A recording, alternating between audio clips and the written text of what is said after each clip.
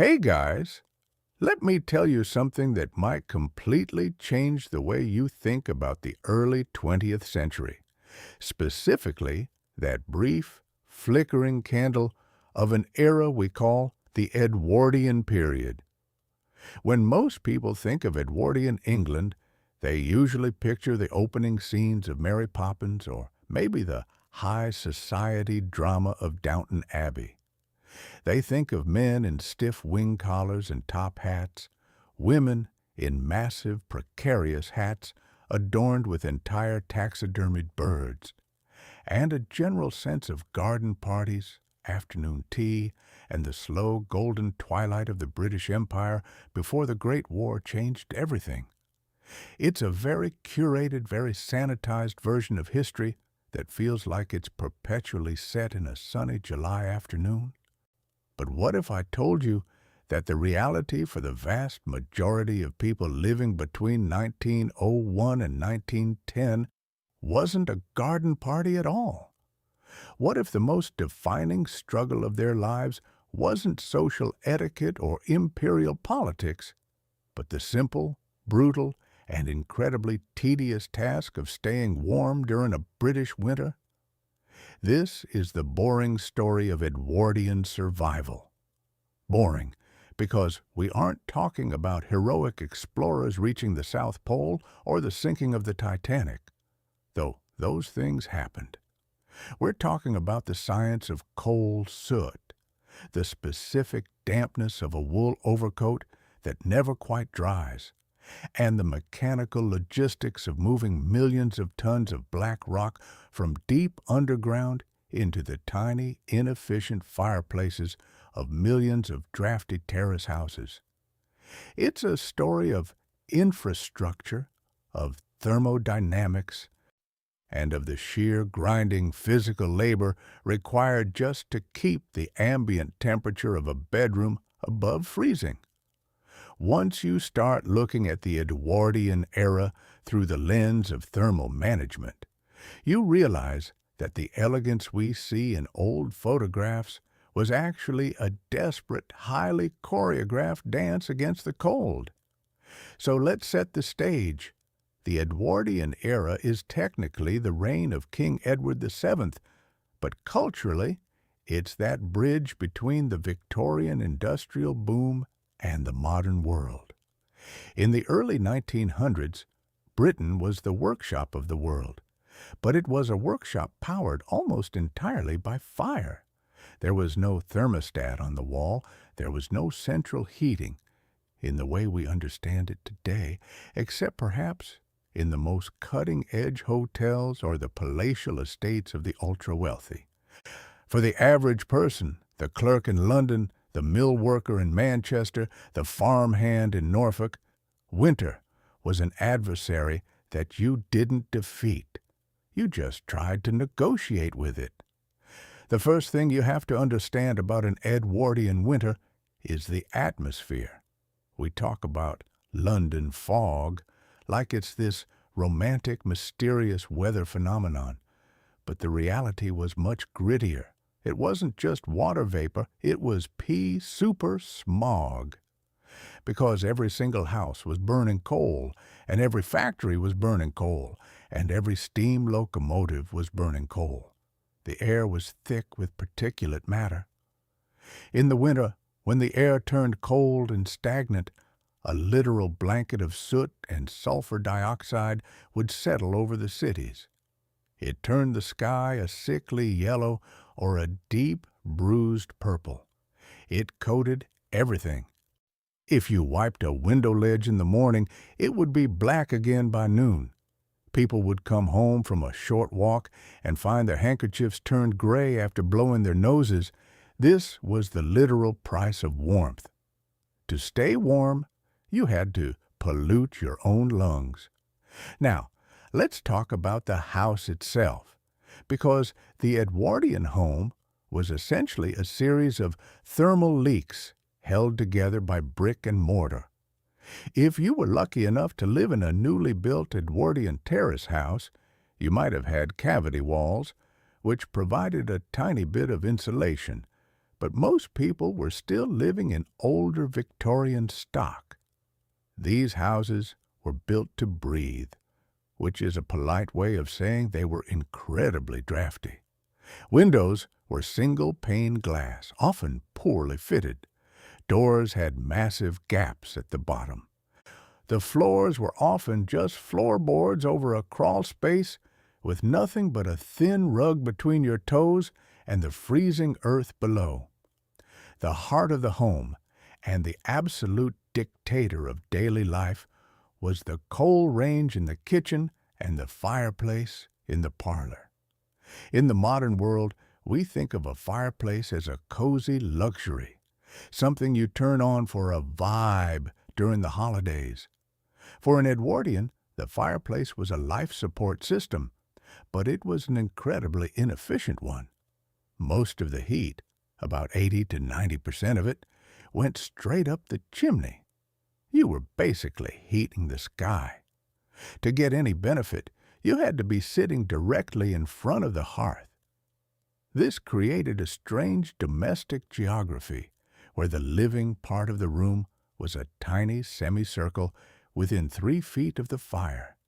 Move 5 feet away, and you were back in the Arctic. This is why Edwardian furniture is arranged the way it is. The high-backed wing chairs weren't just a fashion statement. Those wings were functional. They were designed to trap the heat from the fire around the sitter's head and shoulders while simultaneously shielding them from the icy drafts whistling through the room from the windows and doors. You were essentially creating a little microclimate for your body. But before you could even sit in that chair, someone had to do the work. And the work of an Edwardian winter was relentless. It started at 5 or 6 in the morning. If you were wealthy, your housemaid did this. If you were working class, it was the mother or the eldest daughter. You had to do the grate. This meant kneeling on a cold floor, raking out the gray ash and clinkers from the previous night, hauling that ash out to the dustbin, and then cleaning the hearth. Then came the black leading. You'd apply a graphite paste to the cast iron stove or fireplace and buff it until it shone. This wasn't just for aesthetics. It protected the metal from rusting in the damp winter air. Only after the cleaning was done could you start the new fire. Think about the logistics of that. Every single day, in every single room that needed heat, this ritual had to be performed. It was dirty, back-breaking, and repetitive, and it required a constant supply of fuel. The coal man was one of the most important figures in the Edwardian neighborhood. He'd arrive with a horse and cart, piled high with heavy burlap sacks. Each sack weighed about a hundredweight, 112 pounds. He'd heave these onto his back and carry them down the side path or into the cellar, his face permanently etched with coal dust. A typical household might go through several of these sacks a week in the dead of winter. That's hundreds of pounds of fuel being manually moved, stored, and then shoveled into small buckets called coal scuttles to be carried upstairs. When you look at the sheer amount of physical energy spent just moving fuel around, you realize that the Edwardians were essentially living in a high-maintenance machine. The fuel didn't just appear. It had to be ordered, paid for in cash, hauled, stored, shoveled, and then cleaned up after it burned. And if you ran out of money, or if the coal strikes hit, as they frequently did during this period of labor unrest, you were in serious trouble. Without coal, the Edwardian house didn't just get cold, it became a tomb. The pipes would freeze and burst, the walls would grow thick with damp and mold, and the very structure of your life would start to crumble. Now, let's talk about what happened when you actually had to leave that tiny circle of warmth by the fire. Moving from the parlor to the bedroom was like embarking on a polar expedition. Bedrooms were almost never heated. It was considered unhealthy, and besides, it was a waste of coal. So you'd leave a room that was perhaps 65 degrees and walk into a bedroom that was effectively 40 degrees. The transition was brutal. To survive this, the Edwardians relied on a complex layering system of textiles. This is where the boring details of fabric science become fascinating. They didn't have synthetic fleece or Gore-Tex. They had wool, silk, and cotton. Wool was the absolute king of the Edwardian winter. It's a remarkable fiber because it stays warm even when it's damp, which was a constant state of existence in the British winter. Everyone wore wool. You had wool underwear, long johns for men, chemises, and thick petticoats for women. These weren't the soft merino wools we have today. This was often scratchy wool that would irritate the skin, but it provided a vital layer of trapped air against the body. For a woman in 1905, getting dressed for a winter day was a marathon of engineering. She'd start with her stockings, thick black wool, then the bloomers or drawers, then the chemise, then the corset. The corset actually provided a surprising amount of core warmth because it was a thick, multi-layered garment of coutil fabric and steel boning that acted like a personal insulated vest. Over that, she'd add a corset cover and then at least 2 or 3 petticoats.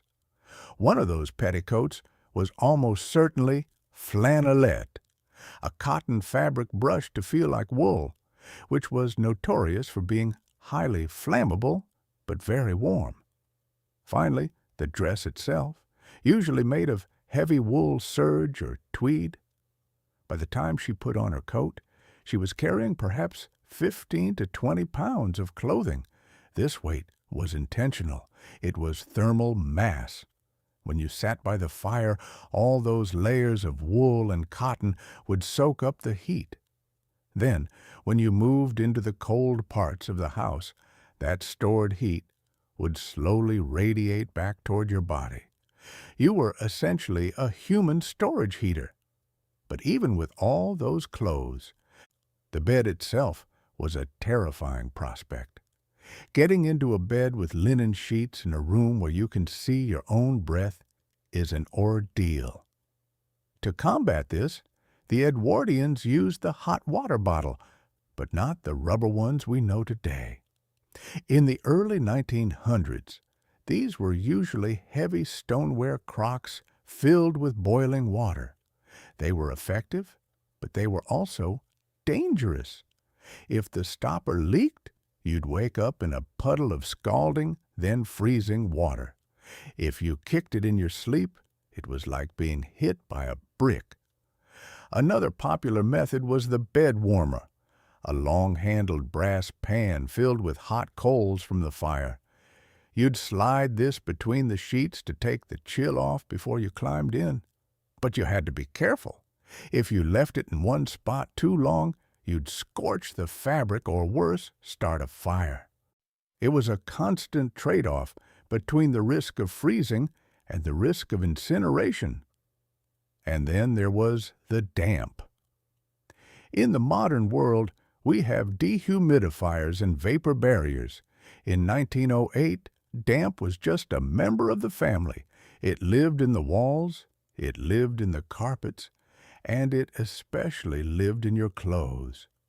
Because there was no easy way to dry laundry in the winter, hanging things outside just resulted in frozen boards of shirts. Clothes were often draped over racks in the kitchen or near the parlor fire. This meant the air inside the house was perpetually humid, which made the cold feel even more bone-deep. The psychological toll of this cannot be overstated. We think of the Edwardian era as stuffy and formal, but that formality was partly a response to the environment. If you're constantly cold and living in a damp, a soot-stained house, maintaining a rigid social code and a very specific look is a way of asserting control over a chaotic world. When a gentleman put on his starched collar and his heavy wool frock coat, he wasn't just following fashion, he was arming himself against the elements. Let's look at the food, because how you fueled your body was just as important as how you fueled your grate. The Edwardian winter diet was a masterclass in high-calorie, slow-release energy. This was the era of the heavy pudding. Sweat was the star of the show. Sweat is the hard fat found around the kidneys of cattle or sheep, and the Edwardians put it in everything. They had steak and kidney puddings, spotted dick, treacle sponge, and sweet crust pies. The logic was simple. Fat has a higher caloric density than protein or carbohydrates. If you're a clerk sitting in a drafty office with a tiny coal fire or a laborer working in a warehouse, your body is burning through calories just to maintain its core temperature. You needed a lining for your ribs. Breakfast wasn't a light bowl of cereal, it was porridge, thick, slow-cooked oats, often followed by bacon or kippers if you could afford it. Tea wasn't just a drink, it was a meal, often including bread dripping, the fat left over from roasting meat, or thick slices of bread and butter. This brings us to a really interesting technological shift that was happening right under the Edwardians' feet: the transition of the kitchen. For centuries, cooking had been done over an open hearth. But by the Edwardian period, the cast-iron Kitchener, or closed range, had become the standard in almost every home. This was a multifunctional piece of machinery. It had a firebox in the center, an oven on one side, and a boiler for hot water on the other. The range was the engine room of the house. It stayed lit 24 hours a day in the winter. At night, you'd bank the fire, cover the glowing coals with a layer of ash or small coal dust to slow the combustion. In the morning, you'd poke it back to life. This constant heat source meant the kitchen was the only truly warm room in the house. It's why, in working-class homes, the kitchen was the center of all social life. You did your homework there, you did your sewing there, and if it was really cold, the children might even sleep there on pallets on the floor. But the range was also a source of constant labor. It had to be blacked just like the parlor fireplace, and the flues had to be cleaned regularly to prevent chimney fires. If the flues got clogged with soot, the stove wouldn't draw properly, and the kitchen would fill with deadly carbon monoxide or just choking smoke. The physics of the chimney, the way hot air rises and creates a vacuum that pulls oxygen into the fire, was something every Edwardian housewife understood intuitively, even if she didn't know the formal names for the laws of thermodynamics. While the domestic sphere was a battle against the cold, the public sphere was undergoing its own transformation. This was the golden age of the British Railway, and winter travel was its own specific kind of boring hell. If you were traveling by train in 1904, you didn't have a heater under your seat. Instead, the railway porters would provide foot warmers. These were long, flat metal canisters filled with sodium acetate. They were kept in large boiling tanks at the stations. When you boarded, a porter would slide one of these hot canisters onto the floor of your carriage. The sodium acetate would slowly crystallize as it cooled, releasing latent heat over several hours. It was a brilliant bit of 19th century chemical engineering. However, If your journey was longer than the heat lasted, you were out of luck.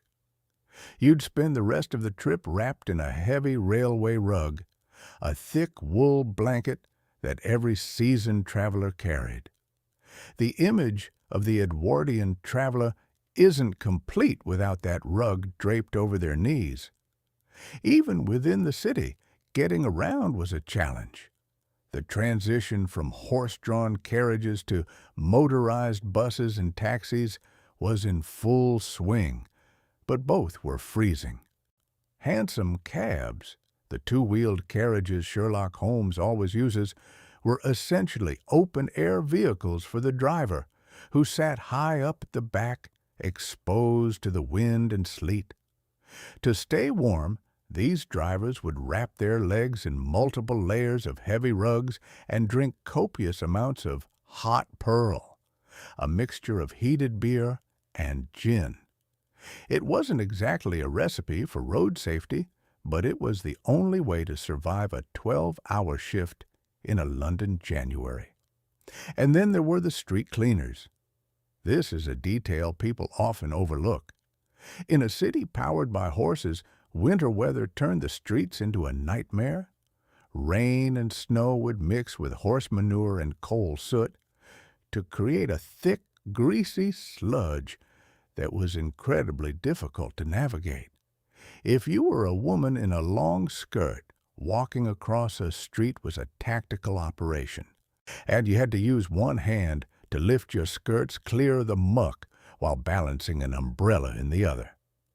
This led to the popularity of street cleaners or crossing sweeps, usually poor children who would sweep a clean path across the road for a copper coin. But let's go back inside, because I want to talk about the hygiene of winter, which is perhaps the most boring yet visceral part of the Edwardian experience. We take hot showers for granted. In 1905, a bath was a major production. Most houses didn't have a dedicated bathroom. Instead, you had a tin bath that lived on a hook in the scullery or out in the yard. On bath night, you'd bring the bath in and place it in front of the kitchen range. You'd then have to heat gallons of water on the stove and pour them, bucket by bucket, into the bath. By the time you'd hauled enough water to fill it even halfway, the first bucket was already cooling down. And because heating water was expensive and labor-intensive, the whole family would often use the same water. The father went first, then the mother, then the children, in order of age. By the time the youngest child got in, the water was lukewarm and, frankly, quite gray. In the winter, many people simply didn't take full baths. They practiced sponge bathing at a washstand in their freezing bedrooms. You'd have a porcelain basin and a pitcher of water. If it was a particularly cold morning, you might have to break a layer of ice on top of the water in the pitcher before you could wash your face. You'd wash the essential parts and call it a day. This is why the Edwardians were so obsessed with perfume and toilet water. It wasn't just about smelling nice. It was about masking the fact that everyone was wearing several layers of wool that hadn't been washed in weeks. The laundry itself was a Herculean task that became nearly impossible in winter. Monday was traditionally wash day. It involved soaking, scrubbing on a corrugated washboard, boiling clothes in a copper, a large built-in vat heated by its own fire, and then wringing them out through a heavy iron mangle. In the winter, the humidity from the boiling water would condense on the cold walls and run down in streams. Then came the drying problem. If you had a yard, you'd hang the clothes out, and they would often freeze solid into ghosts within minutes. You'd then have to bring these frozen garments inside to thaw and finish drying near the fire.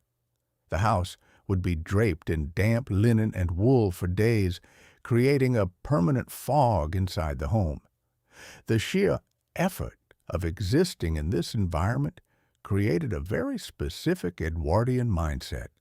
It was a culture of making do and mending. If your coat got a hole, you didn't buy a new one, you patched it, because that coat was your primary thermal barrier. If the coal was low, you gathered slack, the fine coal dust at the bottom of the cellar, and mixed it with water and clay to make briquettes that would burn slowly. Nothing was wasted because everything had a thermal value. This brings us to the fascinating world of Edwardian patent inventions for the cold. The era was obsessed with progress, and inventors were constantly coming up with weird and wonderful ways to combat the winter. There were heated muffs for ladies that contained small, slow-burning charcoal heaters. There were electric blankets in their most primitive, dangerous form, essentially bare wires woven into fabric. There were even heated waistcoats for motorists that plugged into the car's early electrical systems. Most of these were prone to catching fire or giving the wearer a nasty shock. But the fact they existed shows how desperate people were for a solution that didn't involve hauling coal. But what about the people who couldn't afford any of this? This is the darker side of the boring history. For the poor in Edwardian Britain, winter wasn't just an inconvenience, it was a predator.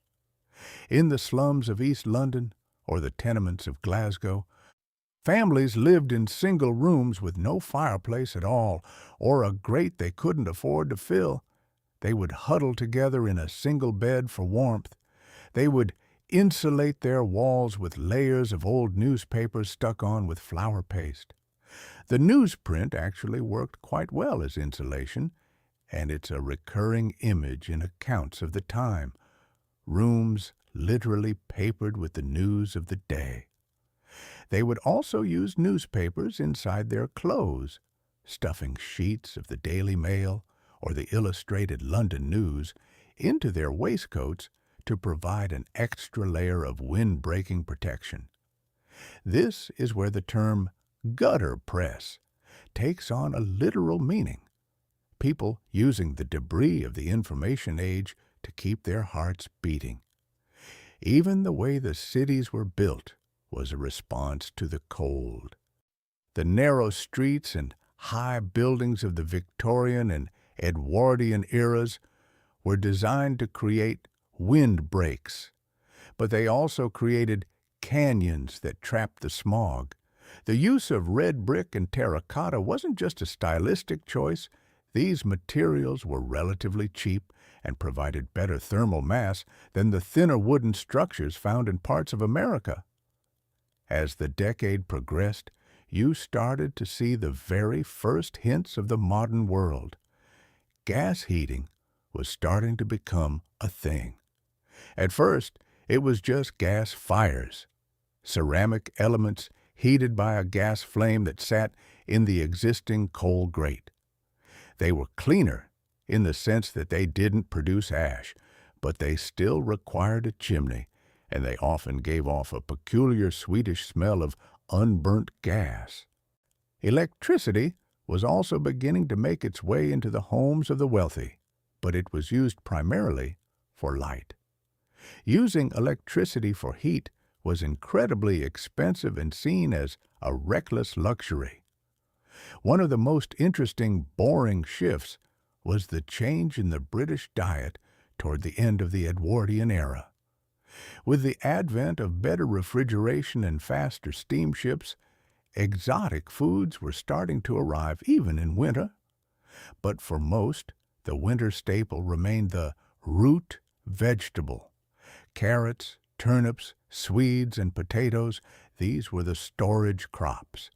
They were kept in clamps, mounds of earth and straw in the garden or the cellar, where they would stay just above freezing.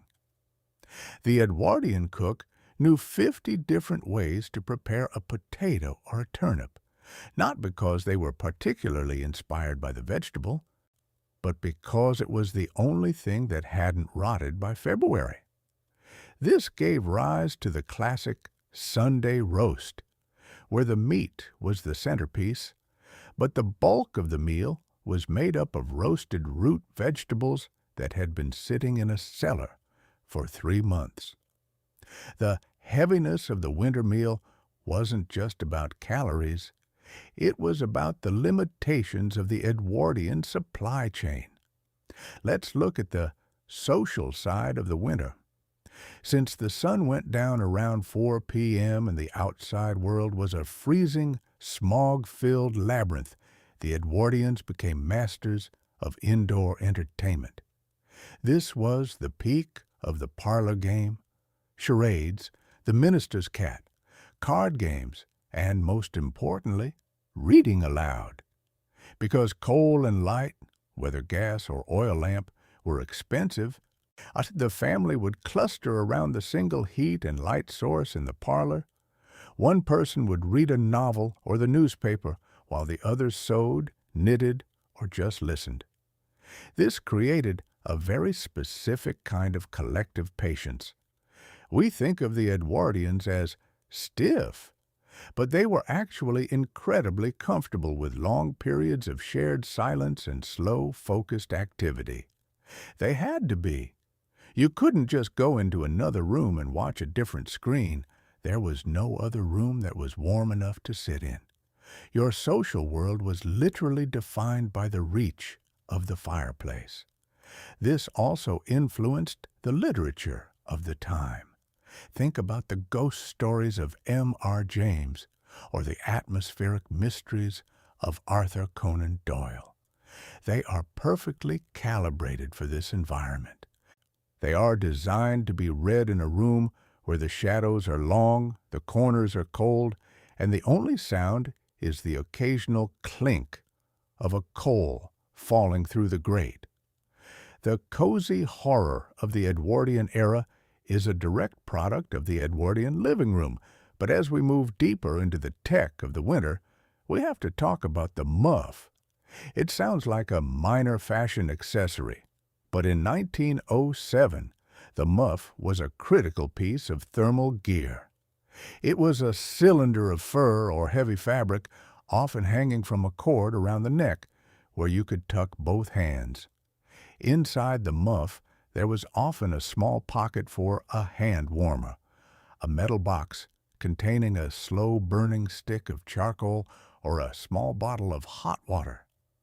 For a woman walking to the shops, the muff was her primary defense against frostbite, because she had to use her hands to manage her skirts and her umbrella. Her extremities were constantly exposed. The muff allowed her to quickly tuck her hands away and regain feeling in her fingers. It was a mobile, personal hearth. Men, meanwhile, relied on the greatcoat.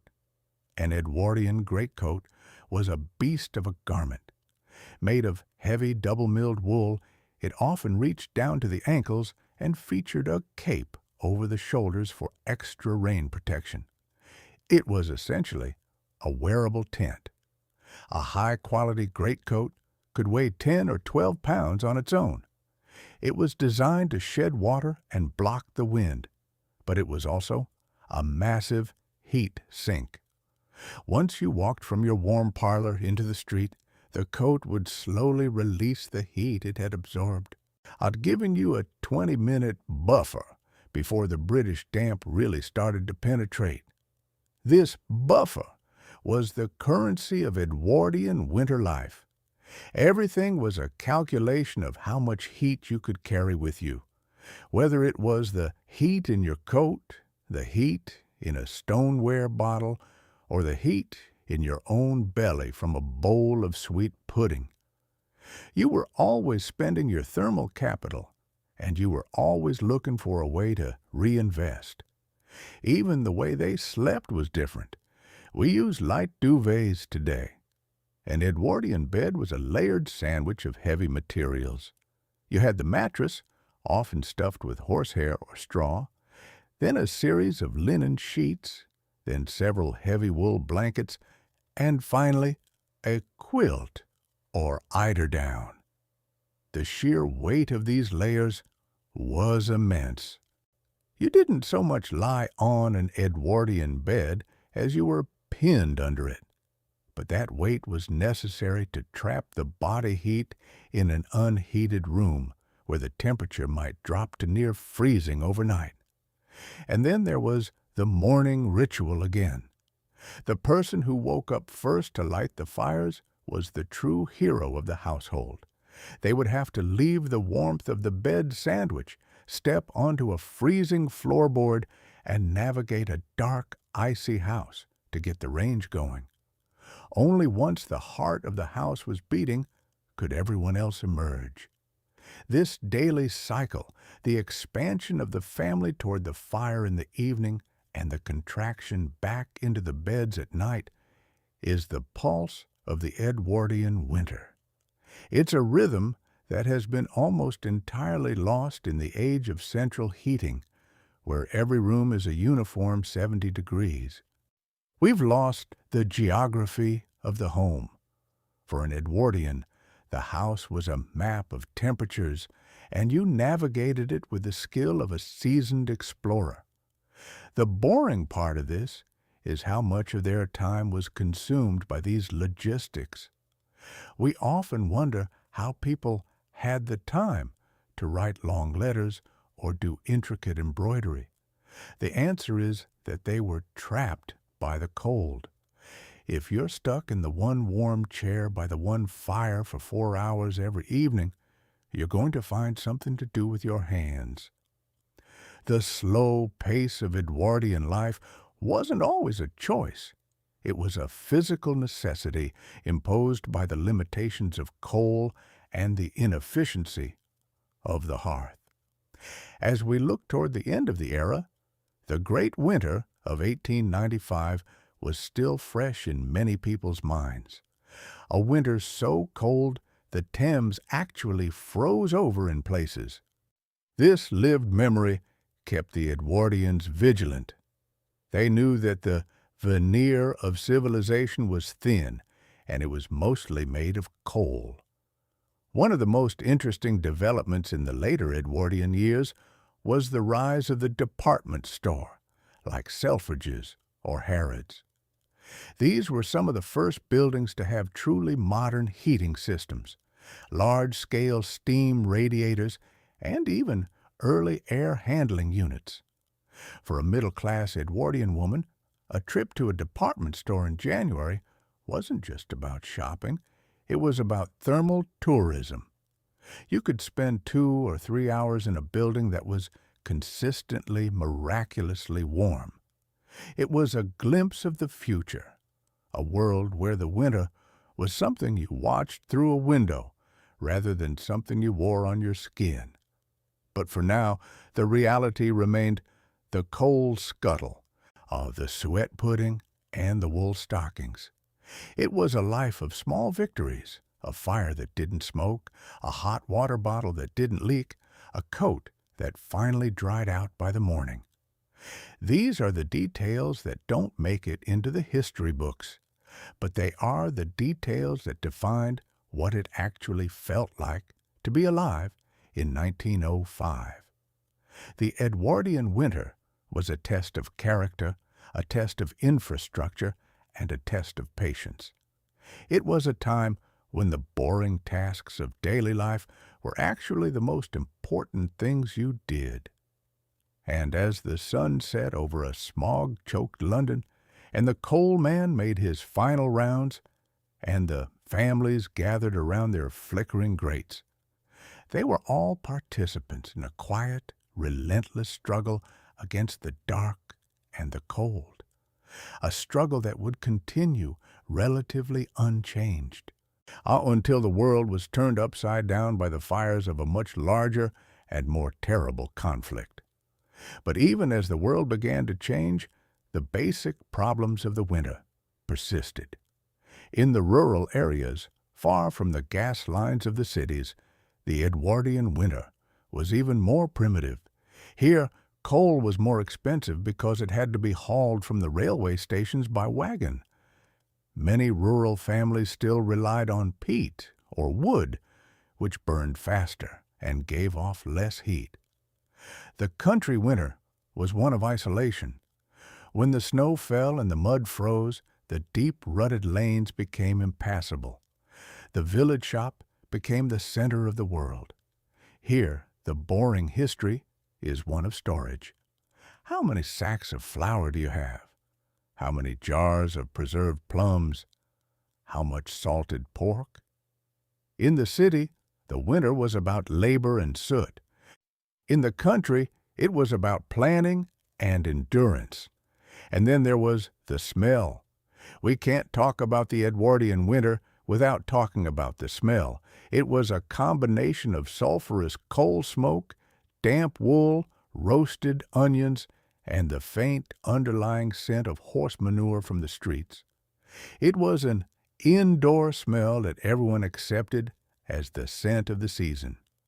When you stepped outside, the air was sharp and metallic from the frost and the smog. It was an olfactory landscape that has completely vanished from our modern filtered world. As we dive deeper into the specific technologies that the Edwardians used to bridge the gap between the Victorian past and the modern future, we see a fascinating transition in lighting. Light and heat were inextricably linked in the Edwardian mind. If you had a gas light, it also gave off a significant amount of heat. A Welsbach mantle, the fragile chemically treated mesh that made gaslight bright and white, was a high-tech marvel of the era, but it also produced a lot of carbon dioxide and heat. In a small closed parlor, 4 or 5 gas jets could actually raise the temperature by several degrees. However, they also consumed the oxygen. It wasn't uncommon for people to get headaches or feel stuffy in a well-lit Edwardian room. This led to the boring but vital science of ventilation.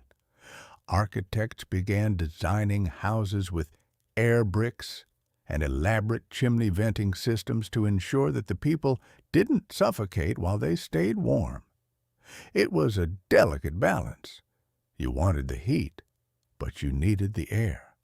You wanted the light, but you didn't want the soot. This balancing act is the essence of the Edwardian experience. They were living in a world that was becoming increasingly complex, yet they were still tied to the ancient necessity of the fire. They were reading about wireless telegraphy and the Wright brothers by the light of a gas flame and the heat of a coal fire. They were the first generation to truly feel modern, yet their daily survival still looked very much like it did in the Middle Ages. The Edwardian commuter is a perfect example of this. With the expansion of the suburbs, more and more men were taking the train into the city. This meant a twice-daily exposure to the winter elements. The commuter look, the bowler hat, the umbrella, the heavy overcoat, wasn't just a uniform, it was a survival suit. The umbrella, in particular, was a piece of essential technology. Edwardian umbrellas were heavy, made of silk or Gloria fabric, a silk-wool blend, with steel frames. They were designed to withstand the brutal, swirling winds of the city streets. But once you got to the office, you had the drying problem again. Offices were notoriously cold. Most had a single, small fireplace for a room full of clerks. This led to the use of fingerless gloves and desk rugs. You'd see rows of men in stiff collars, their hands blue with cold, scratching away with steel nib pens and ledgers, their legs wrapped in blankets under their desks. The efficiency of the Edwardian office was constantly hampered by the fact that the workers were shivering. This led to the rise of the thermos flask. Invented in the late 19th century, but becoming more common in the Edwardian era, the vacuum flask was a miracle. To be able to carry a pint of hot tea or soup with you and have it still be hot 4 hours later was a game changer. It was the first time heat had been truly portable and decoupled from a fuel source. It was a small, boring bit of physics that made the winter commute just a little bit more bearable. And we can't forget the children.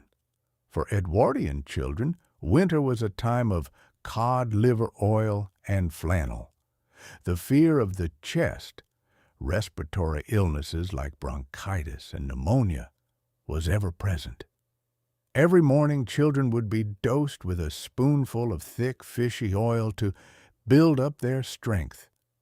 They would be wrapped in Liberty bodices, fleece-lined vests with rubber buttons, and sent off to schools that were often even colder than their homes. Schoolrooms were vast, or high-ceilinged spaces with one tiny pot-bellied stove in the corner. If you sat near the stove, you roasted. If you sat at the back, your ink would literally freeze in the inkwell. Teachers would often have the children do drills or calisthenics every hour just to get the blood flowing again. The stoicism of the British character, often noted by historians, was forged in these freezing schoolrooms. You didn't complain about being cold. You just did 10 more jumping jacks. As we look at the boring logistics of the Edwardian winter, we also see the beginning of consumer culture. This was the era when you could start ordering winter kits from catalogs.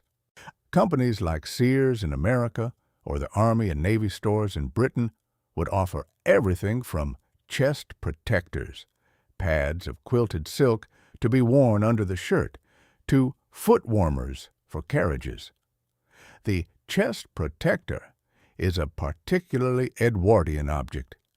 It was based on the medical theory that keeping the lungs warm would prevent infection.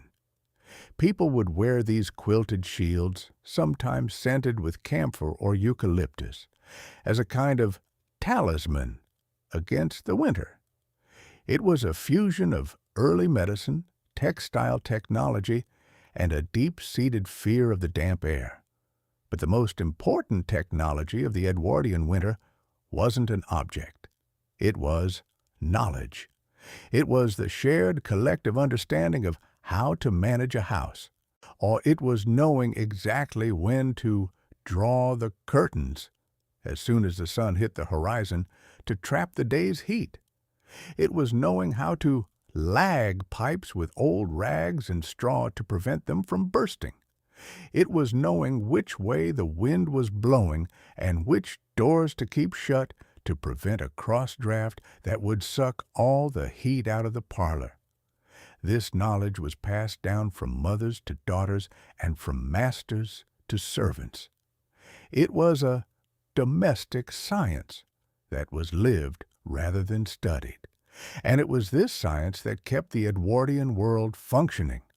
Without it, the cities would have ground to a halt every November. When we think about the comfort of our modern world, we often forget that it's built on the foundations of these Edwardian struggles. Every time we turn on a radiator or adjust a thermostat, we are doing something that would have seemed like a miracle to a person in 1908. To them, heat was something you earned. It was something you hauled from the cellar, something you scrubbed out of the grate, and something you shared sparingly with your family.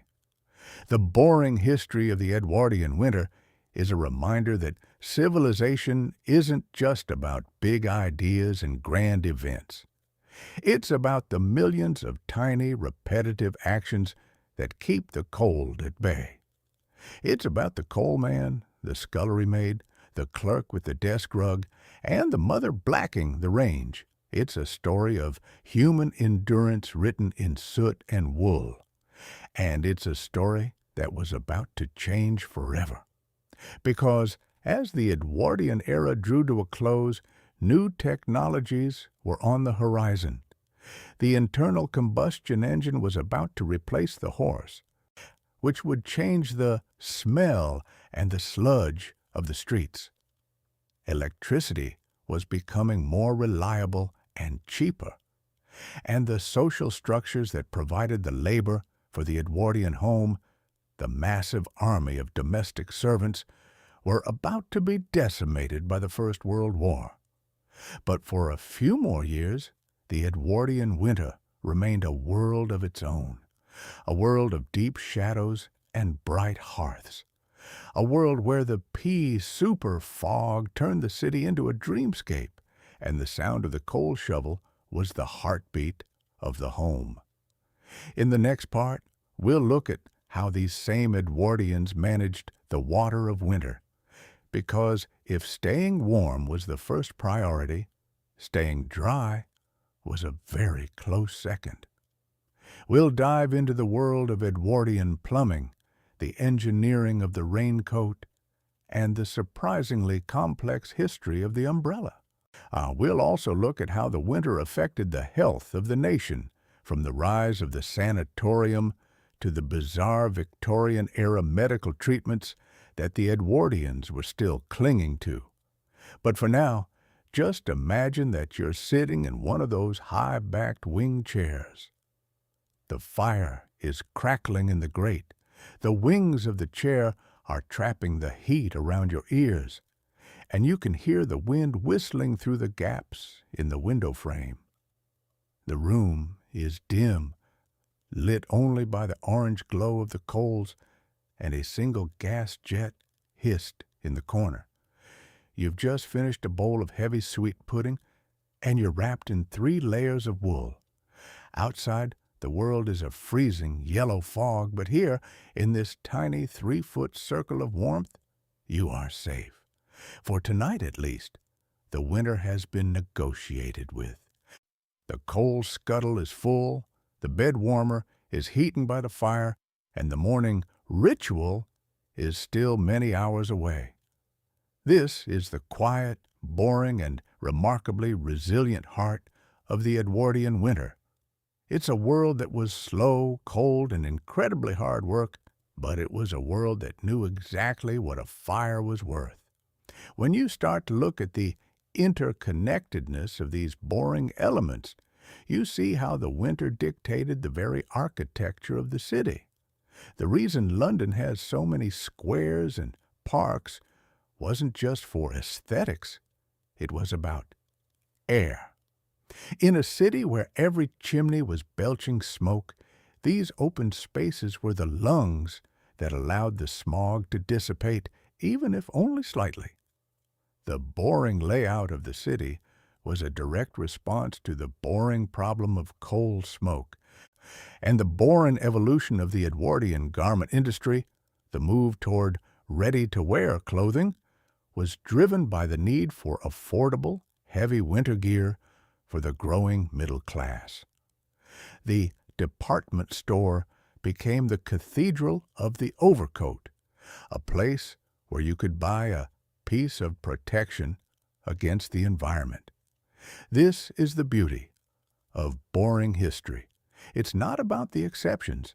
It's about the rules. It's about the things that everyone had to do every single day just to keep going. And the Edwardian winter was the ultimate rule. It was the seasonal reality that shaped their bodies, their homes, their diets, and their very outlook on life. Oh, it was a time of hibernation and maintenance, a time when the world shrank down to the size of a hearth, and the most important thing in the world was the temperature of a stoneware bottle. As we continue this journey through the daily life of the common people, we'll see that the Edwardians were far more than just the stiff figures in those old photographs. They were engineers of their own comfort, navigators of the damp, and survivors of a world that was far more brutal than we often care to remember. They were the people who paved the way for our modern climate-controlled world, and they did it one bucket of coal at a time. The transition from the 19th to the 20th century was marked by a gradual shift in the source of heat. While coal was king, the Edwardians were the first to experiment with the idea of centralized heat. You started to see radiators appearing in public buildings, schools, libraries, and hospitals. These early radiators were massive, ornate cast-iron structures that would ping and hiss as the steam moved through them. To the Edwardians, this was pure magic. The idea that you could have heat in a room without a fire, without ash, and without smoke was revolutionary. But it was also seen with suspicion. Many people believed that steam heat was drying and unhealthy, that it warped the wood of the furniture and shriveled the skin. There was a deep cultural attachment to the living fire. The fire wasn't just a heater, it was a companion. It was something you could watch, something you could poke, and something that felt natural. This cultural resistance is one of the reasons the transition to central heating took so long in Britain. The boring history of the radiator is actually a story of cultural struggle, a conflict between the efficiency of the modern world and the ancient primal comfort of the hearth. Even the most modern Edwardian would often have a gas fire that was designed to look exactly like a coal fire, with ceramic coals that would glow red. They wanted the convenience of the gas, but they couldn't give up the visual of the embers. And that visual, the glow, is the defining image of the Edwardian winter night. It was a world of high contrast, intense heat and intense cold, bright light and deep shadow. It was a world that forced you to be present in your own survival. You couldn't just sit and forget your environment. You had to manage it. You had to be aware of it. And in that awareness, there was a specific kind of mindfulness, a boring, repetitive, but deeply human connection to the physical world. As we look at the way they managed food storage during these months, the complexity of the Edwardian pantry becomes a fascinating study in logistics. Without domestic refrigeration, the cold larder was a vital part of every house. This was a room, usually on the north side of the building, with a stone floor and mesh-covered windows. In the winter, the larder was essentially a natural refrigerator.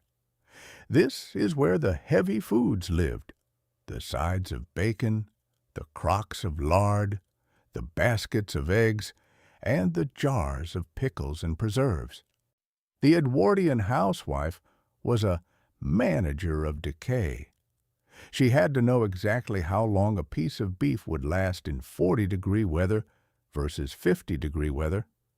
She had to know how to salt and cure and pot things to stretch the autumn harvest through the hungry gap of late winter. This hungry gap, the period in February and March when the storage crops were running out and the new spring growth hadn't yet started, was the final test of the Edwardian winter. It was a time of thin soups and stale bread. It was a time when the body's reserves were at their lowest, and the spring cold was at its most dangerous. To survive the hungry gap, you needed more than just coal. You needed a deep, instinctive knowledge of the boring science of food preservation. And it's here, in the pantry and the scullery, that we see the true engineering of the Edwardian home, the way they used salt, sugar, vinegar, and fat to stop time, the way they used the cold of the larder to their advantage. It was a world of slow processes, fermenting, curing, aging. It was a world that moved at the pace of the seasons, rather than the pace of the supermarket. When you combine all these elements, the coal, the wool, the sweat, the larder, the wing chair, and the gaslight, you get a picture of a society that was incredibly optimized for its environment. They didn't have much, but they used every bit of what they had. They were the ultimate boring innovators. In the next part, we'll talk about what happened when this delicate system failed. We'll look at the winter of 1906 and the great coal strikes that followed. We'll look at the fever hospitals and the workhouses and the reality of winter for the millions of people who lived on the edge of the Edwardian dream. But we'll also look at the joy of the winter, the skating on the frozen fens, the winter fairs, and the specific quiet pleasure of a warm room on a cold night. Because even in the boring history of survival, there is always a human story. There is always the feeling of the wool against the skin, the smell of the toast by the fire, and the sound of the wind in the chimney. These are the things that stay with us across the decades as we try to understand what it was really like to be an Edwardian in the dead of winter. One of the most overlooked aspects of this thermal management was the layering of the house itself. Just as the people wore layers of clothes, but the house wore layers of textiles. In the winter, thin summer curtains were replaced with heavy velvet or chenille drapes. These weren't just for decoration. They were a critical part of the window's insulation system. At dusk, the curtains were drawn tight, often overlapping in the middle, to create a pocket of air between the cold glass and the warm room. In the hallways, portières, heavy curtains hung across doorways, were used to prevent heat from escaping every time a door was opened. The house was baffled against the air. You would move through the house by unzipping these fabric barriers, creating a series of airlocks that kept the warmth in the center. The heavy Edwardian aesthetic, the fringes, the tassels, the thick carpets, the wallpaper, was actually a functional response to the cold. A room with bare walls and bare floors felt colder because it was colder. It had less insulation to dampen the movement of air and the radiation of heat. This textile engineering extended to the furniture as well. Tablecloths were thick, often with a silence cloth or felt underlay. This didn't just protect the wood, it provided a warm surface for the arms and hands. Chairs were upholstered with deep padding and heavy fabrics like mohair or plush. Every surface you touched was designed to feel warm to the touch. The luxury of the Edwardian interior was, in many ways, just a very elaborate way of staying cozy. And then there was the chimney sweep. If the coal man was the provider of life, the sweep was the maintainer. In the winter, the sweep was a constant presence in the neighborhood. Because coal, especially the bituminous coal used in most homes, was very sooty. It would build up layers of creosote in the chimney. If this wasn't cleared, a stray spark could ignite the whole chimney, turning it into a vertical furnace that could melt the mortar and set the house on fire. The boring reality of the chimney sweep was a messy, dangerous job that was vital to the winter survival of the city. He would arrive with his bundle of canes and his brush, and he would systematically scrub the veins of the house. It was a dirty business that left the parlor covered in dust, despite the soot sheets he would put up. But it was a small price to pay for the safety of the fire. When you start to see the house as a living organism with its own circulation system of air and heat, you realize that the Edwardians were far more connected to their homes than we are today. They knew every draft, every cold spot, and every quirk of the flue. They lived with their houses rather than just in them, and that connection was at its strongest in the winter. As we wrap up this first look at the Edwardian winter, I want you to think about the patience of the era. To live in 1905 was to be slow.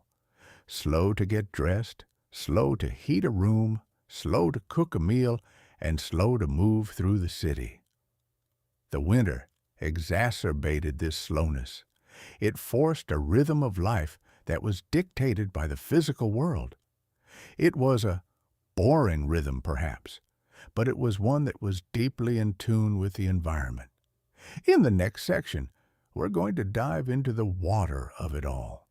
Because, as any Edwardian would tell you, the cold is one thing, but the damp is quite another. We'll explore the engineering of the Edwardian umbrella, a surprisingly complex piece of machinery, and the science of the Macintosh raincoat. We'll look at the plumbing of a world that was still halfway between the bucket and the tap, and how the frozen pipe was the ultimate winter villain. We'll also look at the medical side of the winter, the chest protectors, the mustard plasters, and the cod liver oil that defined the childhood of an entire generation.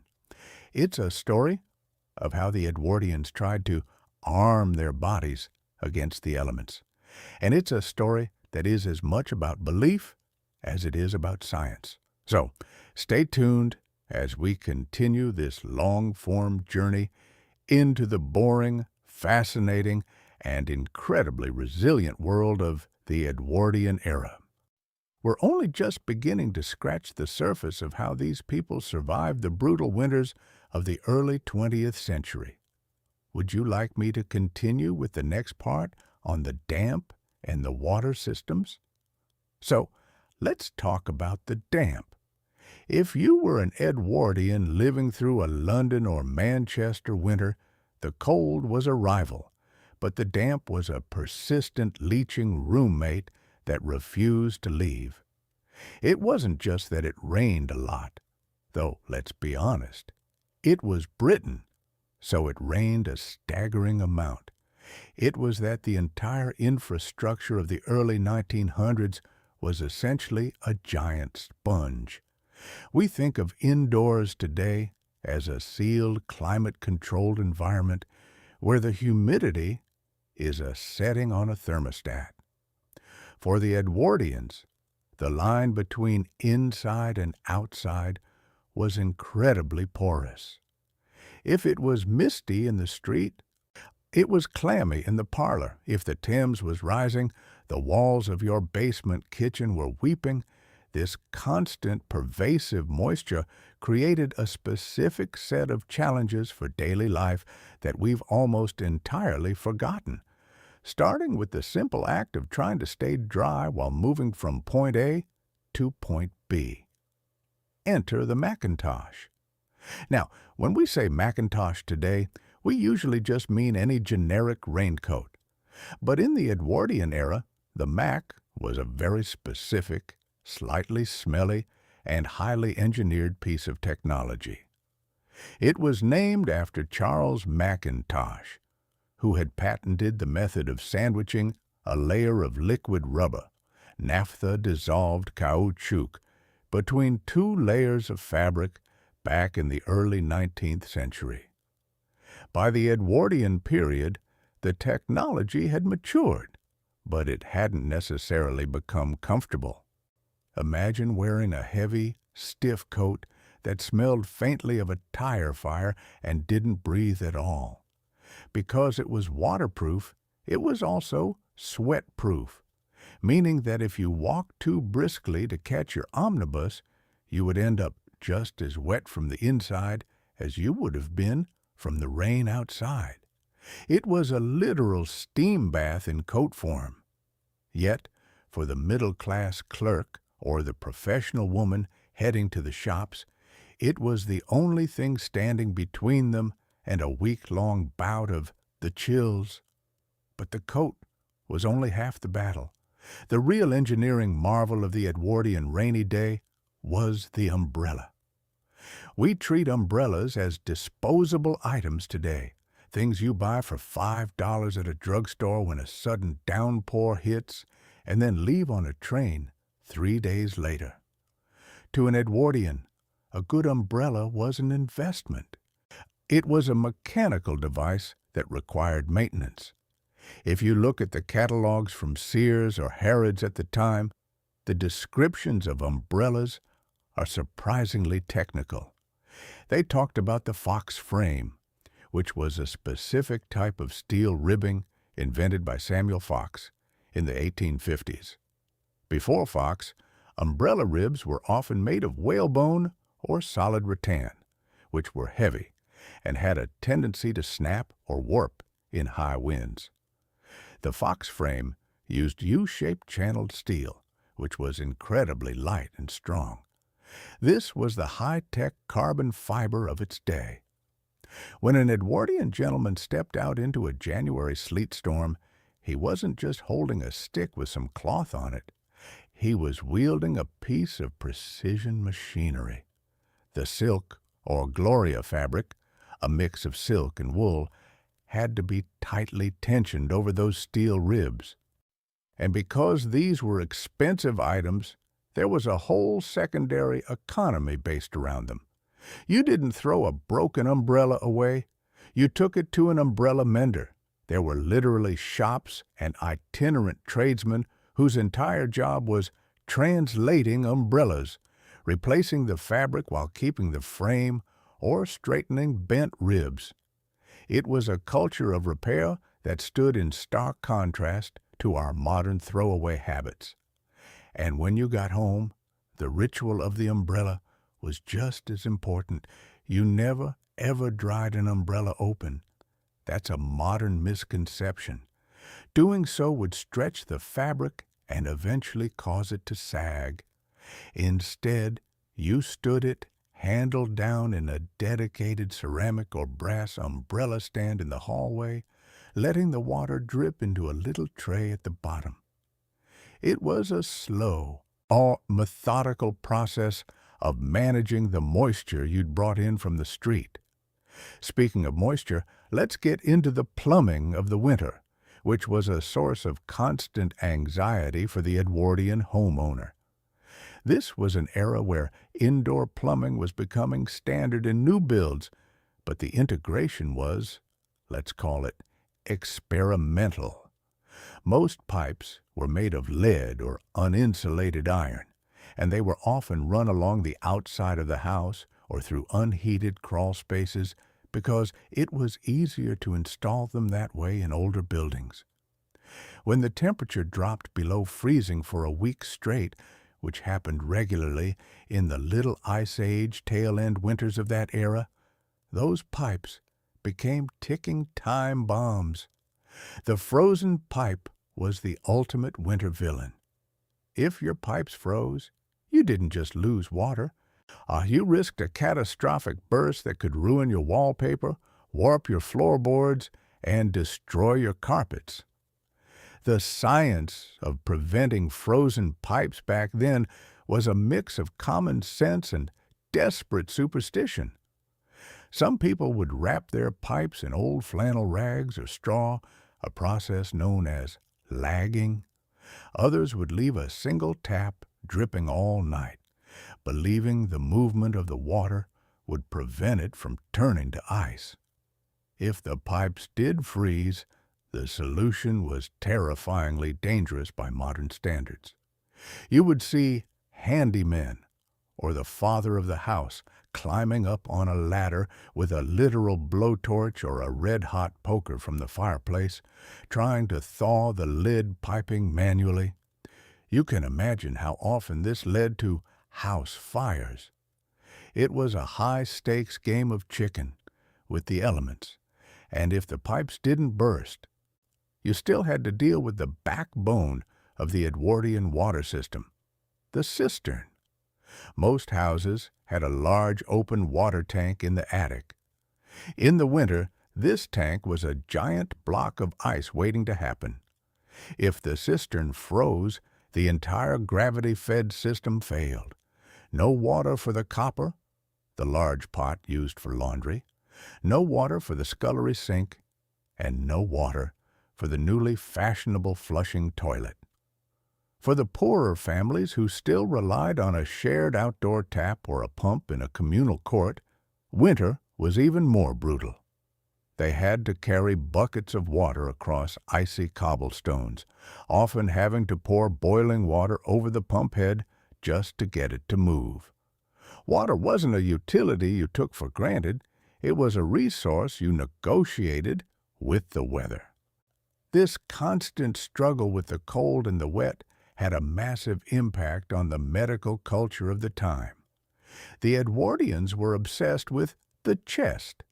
In their minds, the chest was the fortress of the body, and if the cold settled there, you were in serious trouble. This wasn't entirely unfounded. In an age before antibiotics, a simple cold could easily turn into bronchitis or pneumonia, which were major killers. To combat this, Edwardians employed a dizzying array of chest protectors. These were essentially bibs made of quilted silk, red flannel, or even chamois leather, worn underneath the shirt or chemise. The idea was to provide an extra layer of insulation specifically over the lungs. Some of them were even medicated, infused with camphor or eucalyptus, so that the wearer would spend the whole day enveloped in a medicinal cloud. If the chest protector failed and you actually got sick, the Edwardian medical cabinet was a place of horrors and wonders. The first line of defense was almost always the mustard plaster. If you've never had the pleasure, a mustard plaster is exactly what it sounds like. A paste made of mustard powder, flour, and water, spread on a piece of linen and slapped onto the chest or back. The goal was to act as a rubefacient. It would irritate the skin, drawing blood to the surface and supposedly drawing out the inflammation from the lungs. In reality, it mostly just gave you a mild chemical burn and made you smell like a hot dog. But the stinging sensation gave people the comforting impression that something active was happening. It was a physical manifestation of the Edwardian belief that medicine should be a bit of an ordeal to be effective. Then, of course, there was the internal fortification, cod liver oil. If there is one thing that unites every person who grew up in the Edwardian or early interwar period, it is the collective trauma of the daily spoonful of cod liver oil. It was the great universal supplement, believed to prevent rickets, build up stamina, and protect against the winter wasters. And while we now know it's a great source of vitamin D, something desperately needed in the smog-choked, sunless winters of Edwardian cities, the version they were drinking wasn't exactly the purified lemon-flavored capsules we have today. It was thick, rancid tasting, and had a lingering, fishy aftertaste that stayed with you until lunch. But this was the Edwardian way. You didn't just endure the winter. You armed yourself against it with flannels, fats, and foul-smelling pastes. This philosophy extended to the way they thought about the air itself. There was a prevailing theory at the time called miasma theory, which was slowly being replaced by germ theory, but the two overlapped in the public consciousness in weird ways. People believed that stagnant air was a breeding ground for disease, but they also believed that night air or damp air was inherently dangerous. This led to a very complicated relationship with ventilation. On one hand, You were supposed to keep the windows open to let out the vitiated air, air that had been breathed too much. On the other hand, letting in the winter fog was seen as inviting death into your parlor. The compromise was often the ventilating grate or the use of heavy velvet curtains that were supposed to filter the air as it leaked through the ill-fitting window frames. Everything in the Edwardian home was designed to trap heat, but because they were burning coal in open grates, they were also constantly fighting the soot. Winter meant the great smog wasn't just outside.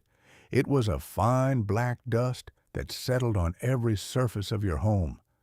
If you wiped a finger across a mantelpiece in January, it would come away black. This meant that the boring reality of Edwardian winter was an endless cycle of cleaning. You couldn't just dust in the winter.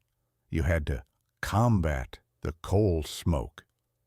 The heavy drapes that kept out the drafts also trapped the soot, meaning they had to be beaten and brushed constantly.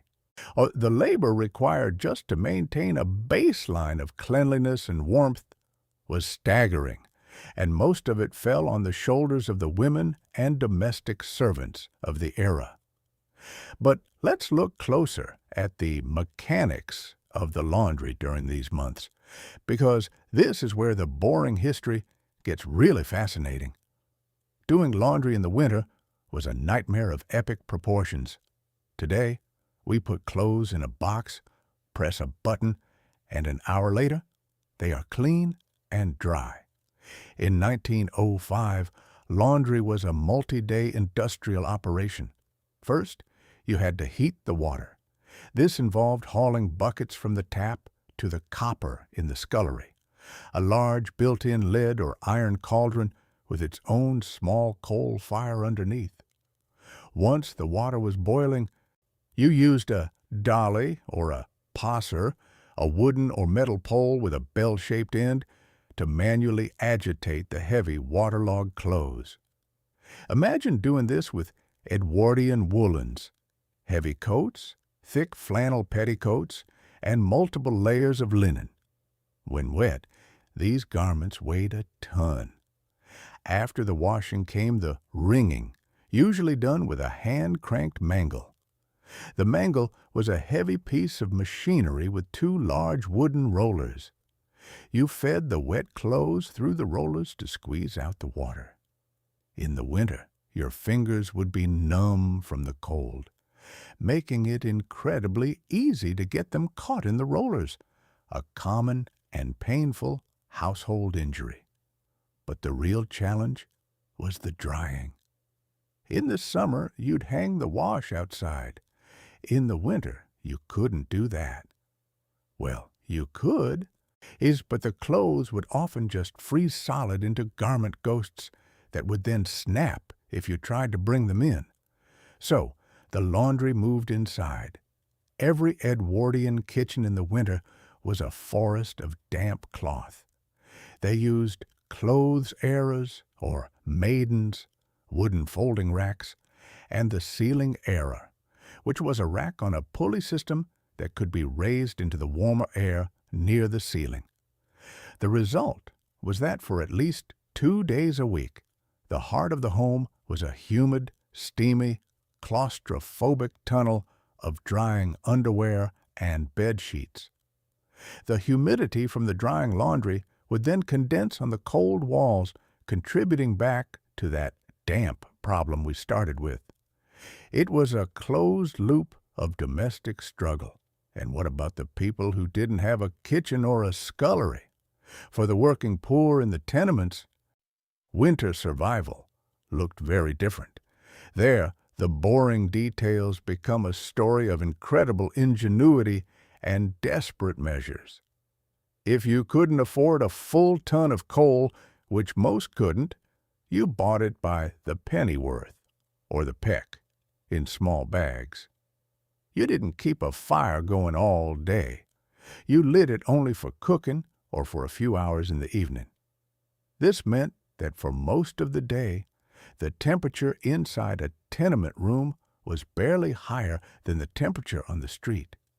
To keep warm, they used hot bricks. You would take a standard masonry brick, put it in the embers of the fire until it was scorching, then wrap it in several layers of old newspaper or rags. This would be tucked into the foot of the bed or held in the lap while sitting. It was the low-tech ancestor of the hot water bottle. Though rubber hot water bottles did exist, they were a luxury item for the middle class. The papering of the house was another common survival tactic. If the walls were thin and the drafts were cutting through, you'd paste layers of old newspapers over the cracks or even over the entire wall to create a rudimentary form of insulation. It wasn't pretty, but it worked. The social life of the winter also shifted. For the wealthy, winter was the season, a time of balls, theater, and indoor socializing. For the common person, life contracted. The public house or the pub became more than just a place to drink. It was a communal living room. For the price of a single pint of ale, which was often safer to drink than the water anyway, a man could sit by a large or roaring fire for hours. The pub was the one place where you could be guaranteed a level of warmth that was impossible to achieve at home. It's no wonder the pub was the center of Edwardian working-class life. It was a literal sanctuary from the frost. Women, however, didn't always have the same access to the pub. Their sanctuary was often the market or the small local shops. But even shopping was a different experience in the winter.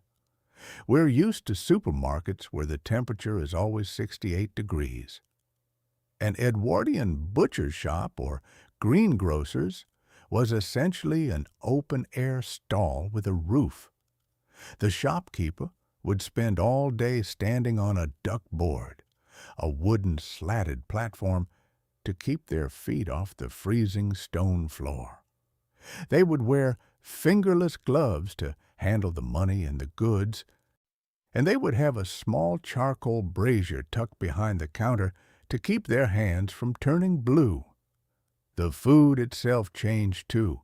We think of seasonal eating as a modern foodie trend, but for the Edwardians it was a biological necessity. In the winter, the fresh vegetables were almost entirely root crops: carrots, parsnips, turnips, and the ever-present potato. These were things that could be pitted or stored in dark, cool cellars without rotting. If you wanted fruit, you had apples that had been stored in straw, or you had dried fruits like raisins and currants. This is why winter food in our imagination is always heavy and brown. Stews, suet puddings, and thick porridges. These weren't just comfort foods. They were high-calorie fuel meant to help the body generate its own internal heat.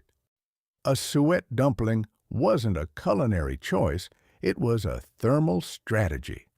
Let's talk about the suet for a second, because it's one of those boring ingredients that actually explains a lot about the era. Suet is the hard fat found around the kidneys of cows or sheep. It has a high melting point, which makes it perfect for long, slow steaming. The Edwardians put it in everything.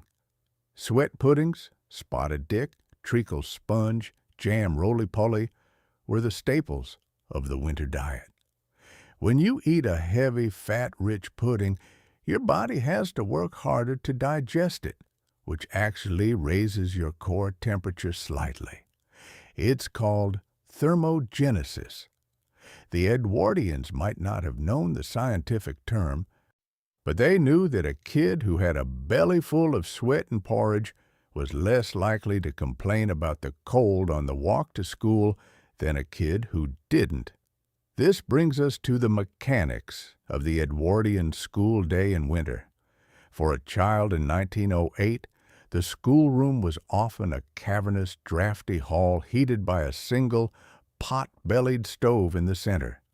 If you sat near the stove, you were roasted. If you sat at the back of the room, your ink would literally freeze in the inkwell. There are accounts from teachers of the time describing how they had to thaw the ink pots on the stove every morning before the lesson could begin. The children would wear their coats and mufflers throughout the day, and physical drill, what we would call P.E., was often used as a way to get the blood flowing when the room got too cold. It wasn't about fitness in the modern sense. It was about preventing hypothermia. But even in the midst of this struggle, there was a certain winter aesthetic that the Edwardians cultivated. They were the masters of the cozy. Because they couldn't heat the whole house, they focused on making the hearth as inviting as possible. This is where we get the classic image of the Edwardian parlor: the heavy rugs to stop floor drafts, the draft excluders, long beanbag-like tubes shaped like snakes that sat at the base of doors, and the fire screen. The fire screen is a fascinating object. It wasn't just decorative, it was functional. If you were sitting close to a roaring coal fire, the direct infrared heat could actually be quite painful or cause erythema ab igne, a mottled skin rash nicknamed Granny's tartan. The screen allowed the air in the room to warm up while shielding your face and legs from the direct scorch of the flames. And then there was the lighting. In the winter, the sun set at 4 p.m. If you were lucky, you had gas lighting. This gave off a warm, flickering, slightly greenish-yellow light that hissed quietly as it burned. It also gave off heat and, unfortunately, a fair amount of carbon monoxide and sulfur. If you weren't lucky, you were still using candles or oil lamps. The boring reality of an Edwardian winter evening was a world of deep shadows. You didn't light up the whole room. You had a pool of light where you did your reading or sewing. This created a very intimate, focused family life. You had to stay near the light and near the fire, which meant everyone was huddled together in a small radius. But what happened when you had to leave that radius? What happened when it was time for bed? In an Edwardian house, the bedrooms were almost never heated. They were Arctic zones. Moving from the warm parlor to the bedroom was like going on a polar expedition. You would preheat the bed using a warming pan, a long-handled brass pan filled with hot coals that you slid between the sheets, or, more commonly by the Edwardian era, a stoneware hot water bottle. These bottles were heavy, glaze-fired ceramic, and they would stay warm for hours. You'd wrap them in a piece of old flannel so you wouldn't burn your toes. The bedding itself was a structural achievement.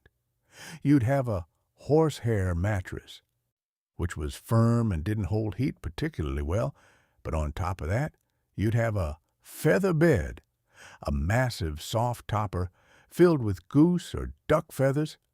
Then came the sheets, linen or cotton, then layers of heavy wool blankets, and finally, a quilt or eiderdown. The weight of these blankets was substantial. It was like being pinned to the bed by a very warm, heavy animal. This layering system was incredibly effective, but it meant that getting out of bed in the morning into a room where you could see your breath and the water in the wash pitcher had a layer of ice on it required a level of willpower that most of us today simply don't possess. The morning ritual was its own kind of winter combat. Before you could even think about breakfast, you had to deal with the ashes. Every morning, The grates had to be cleared of the previous night's burnt coal. This was a messy, dusty job. You'd use a small shovel and a brush to clear the clinkers and the fine gray ash, which would inevitably get on your hands and clothes. Then you had to black lead the grate to keep it from rusting and to give it that Victorian shine. Only then could you lay the new fire, paper, kindling, and then the precious coal. The first fire of the day was a race against time. You wanted the kitchen warm before the rest of the family woke up. And what about the frozen world outside the front door? The Edwardian street in winter was a dangerous place. We have salt trucks and snow plows. They had sanders and shovels. If it snowed, it was the responsibility of the householder to clear the pavement in front of their home. If you didn't, you could be fined. But clearing didn't mean it was safe. Horse-drawn traffic was a nightmare in the snow. Horses would slip and fall on the icy cobblestones, often breaking legs, which was a death sentence for the animal. To combat this, they used frost cogs, small sharp studs that were screwed into the horseshoes to provide grip, much like winter tires. You'd hear the clack, clack, clack of these cogs on the frozen ground, a sound that was as much a part of the Edwardian winter soundscape as the whistling of the wind. But snow wasn't the biggest problem. The fog was. The London fog, or pea souper, wasn't just a weather event. It was a man-made environmental disaster. It was a combination of natural mist and the concentrated smoke from millions of coal fires. It was thick, yellowish-black, and smelled like sulfur and rotting eggs. In a bad fog, visibility could drop to less than 3 feet. People would literally get lost on their own doorsteps. The boring logistical reality of this was that the city would grind to a halt. Link boys, carrying torches, would sometimes appear to guide people home, a throwback to an earlier century. People would wear fog masks or wrap silk scarves multiple times around their faces to filter out the soot. It was a period where the very air you breathed was a visible, tangible enemy. Yet, life went on. The resilience of the Edwardians wasn't a conscious choice. It was just the way things were. You managed the damp. You mended the umbrella. You thawed the pipes. You ate your sweet, and you waited for March. There was a certain rhythm to it, a slow, methodical pacing of life that matched the slow burning of the coal in the grate. Everything took longer. Everything required more effort, and everything was a bit more tactile than it is today. You felt the winter in a way we don't. You felt it in the weight of your coat, the sting of the mustard plaster, and the heat of the hot brick at your feet. In the next part, we're going to dive even deeper into the micro-logistics of the Edwardian winter. We'll look at the specific clothes of the era, the union suits, the stays, and the gaiters, and how they functioned as a complex thermal system.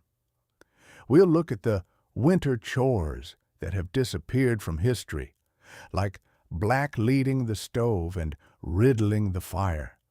And we'll explore the chemistry of the Edwardian kitchen, how they preserved food through the hungry gap of late winter when the cellars were running low.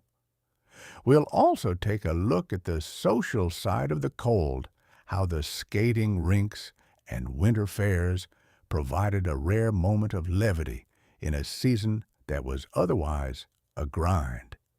And we'll look at the science of the era's tonics and elixirs, the things people drank to thin their blood or bolster their nerves against the gloom.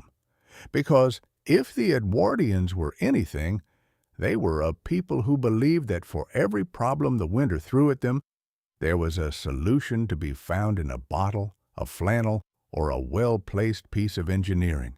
So, let's get into the specifics of the wardrobe.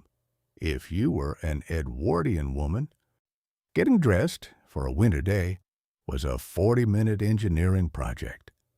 It started with the chemise and the drawers, usually made of flannelette, a cotton fabric with a brushed surface that mimicked the warmth of wool, but was cheaper and easier to wash. Over that went the corset, which, believe it or not, provided a significant amount of core insulation. Then came the corset cover, then at least 2 or 3 petticoats. In the winter, at least one of these petticoats would be made of heavy red flannel. Why red? There was a widespread scientific belief at the time that the color red had actinic properties that could generate or retain more heat than other colors. Whether it worked or not didn't matter. The red flannel petticoat became a cultural icon of winter warmth. On top of all that, you had the dress itself, usually made of heavy wool serge or tweed, and then the outerwear. The Edwardian paletot or cloak was often lined with fur or astrakhan, curled lamb's wool, and we haven't even gotten to the accessories. The muff was a central part of the winter wardrobe, a tube of fur or padded fabric that you tucked your hands into. Inside the muff, you might even have a small hand warmer, a little metal box containing a slow-burning charcoal stick. Every layer was a barrier, a wall in the fortress against the damp. The men had it a bit simpler, but not by much. The union suit was the foundation, a one-piece undergarment that covered you from wrists to ankles. Then came the heavy wool trousers, the waistcoat, crucial for chest warmth, and the frock coat or overcoat. The greatcoat of the Edwardian era was a massive garment, often reaching down to the shins and weighing upwards of 10 or 12 pounds. Imagine walking 3 miles in a 12-pound coat through slush and mud. It was a workout just to exist. And the gaiters, or spats, weren't just a fashion statement. They were functional mud guards that kept the slush from seeping into your boots and soaking your wool socks. Because once your feet were wet in 1905, they stayed wet for the rest of the day. The physics of the Edwardian boot is actually worth a deep dive. Most boots were made of leather with leather soles. Leather is great, but it's not naturally waterproof. To survive the winter, you had to dub your boots. Dubbing involved rubbing a mixture of tallow, beeswax, and resin into the leather. This created a waxy, water-repellent barrier. If you didn't dub your boots, the leather would soak up the salt and water from the street, dry out, crack, and eventually rot. A man's boots were often his most expensive possession, and the boring Sunday afternoon task of dubbing and polishing was a vital part of household maintenance. But what about the internal maintenance? How did the Edwardians think about their health in the winter? There was a massive industry of patent medicines designed specifically for the winter cough or the fog throat. One of the most popular was Peps, which were advertised with the slogan, "A pine forest in every room." They were essentially menthol and eucalyptus lozenges, but the marketing made them sound like a high-tech respiratory system. People were terrified of consumption, tuberculosis, and any sign of a winter cough was met with a barrage of tonics. Some of these were relatively harmless, like horehound candy or linseed tea. Others were a bit more robust. It wasn't uncommon for cough syrups to contain significant amounts of morphine, cocaine, or alcohol. Mrs. Winslow's soothing syrup, for instance, was a famous quietener for children, and while it was being phased out or regulated by the Edwardian period, the tradition of using heavy-duty sedatives to treat the winter restlessness remained. If you couldn't stay warm, at least you could be sufficiently medicated so that you didn't care that you were cold. This leads us to the chemistry of the winter tonic. The Edwardians believed in fortifying the blood. They thought that in the winter the blood became sluggish or thin. To counter this, they drank things like Bovril or Oxo. These were beef extracts, but they were marketed as medical marvels. A cup of hot Bovril wasn't just a snack. It was liquid energy that would invigorate the system. The branding of Bovril often showed it giving people superhuman strength to resist the cold. It was the Red Bull of the 1900s, but made of cows and sold in a brown glass jar. And we can't talk about Edwardian winter without talking about the pantry. By February, the fresh food from the autumn harvest was starting to look pretty sad. This was the era of the pickle and the preserve. The Edwardian housewife was a master of the boiling water bath method of canning. Jars of pickled onions, piccalilli, a mustard-heavy vegetable relish, and potted meats were what got the family through the lean months. Potted meat was essentially cooked meat pounded into a paste, packed into a jar, and sealed with a thick layer of clarified butter on top to keep out the air. It was a primitive but effective form of refrigeration. The mechanics of the kitchen stove during this period are also worth looking at. The range, like the famous Aga, which would come a bit later, or the range master styles of the time, was the heart of the home. It was a massive cast-iron beast that did everything. It cooked the food, it heated the water, it dried the damp socks, and it provided the only real warmth in the house. But it was also a demanding master.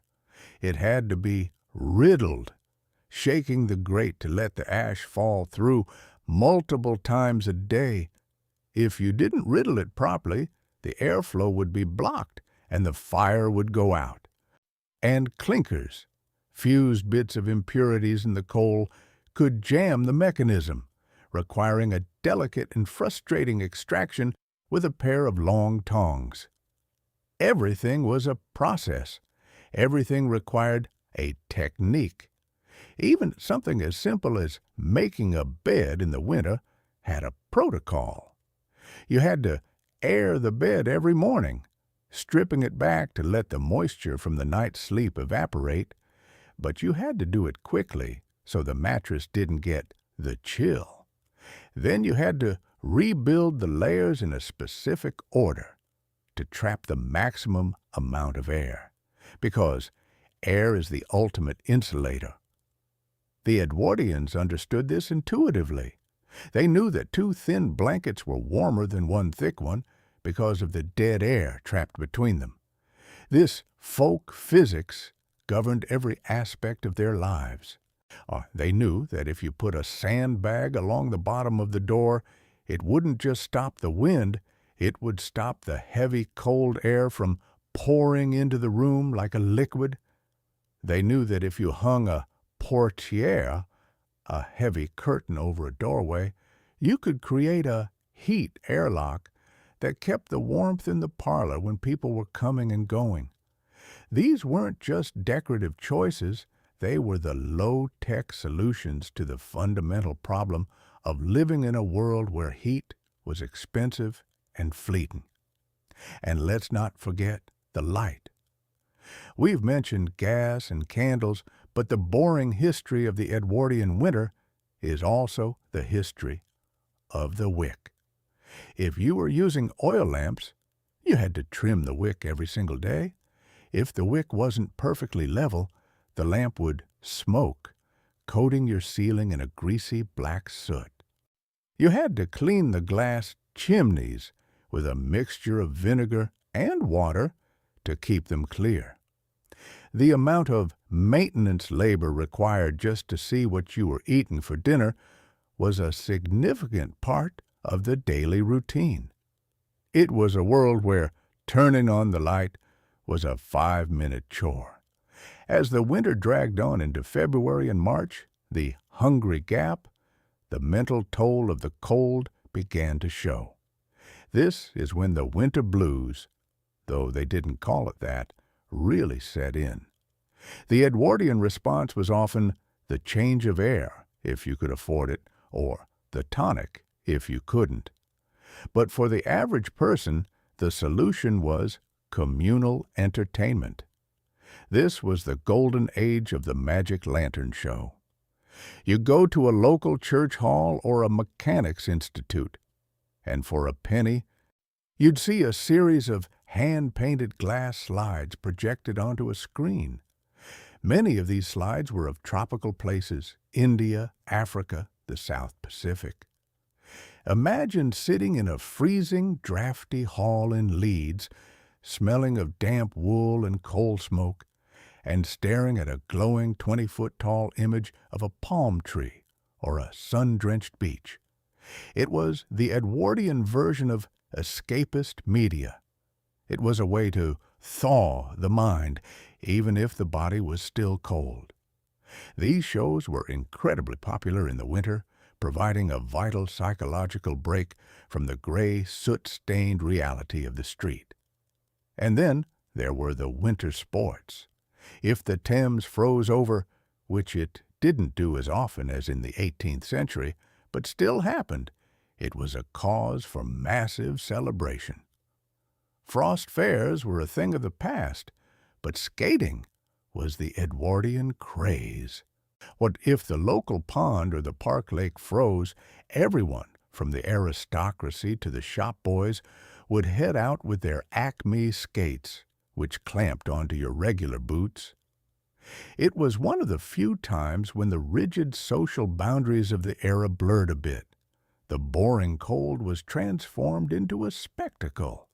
But even fun required preparation. You had to warm your skates by the fire before you left so the metal wouldn't bite the leather of your boots. You'd bring a thermos, a brand new invention at the time, patented by Dewar in 1892 but becoming a household name in the 1900s, filled with hot tea or beef tea. The thermos was a genuine space-age technology for the Edwardians. The idea that you could keep a liquid hot for 12 hours using a vacuum was seen as almost miraculous. It was the first time in human history that portable heat was actually possible without a fire. As we look at all these details, the Tuntian of the household, the engineering of the umbrella, the chemistry of the sweat pudding, we start to see a picture of a society that was incredibly tuned to its environment. They didn't have the brute force technology we have today to simply ignore the winter. They had to negotiate with it. They had to use every trick in the book, from red flannels to hot bricks, to maintain a baseline of comfort. And in doing so, they created a culture that was deeply physical, deeply connected to the materials and the mechanics of daily life. The Edwardian winter wasn't just a time of year, it was a mode of existence. It changed how you moved, how you ate, how you dressed, and even how you thought about your own body. It was a world of micro-choices. Do I riddle the fire now or later? Is the cistern starting to slush up? Did I dub my boots well enough for the sleet? These are the boring questions that defined the lives of millions of people a century ago. And there's something strangely comforting about that.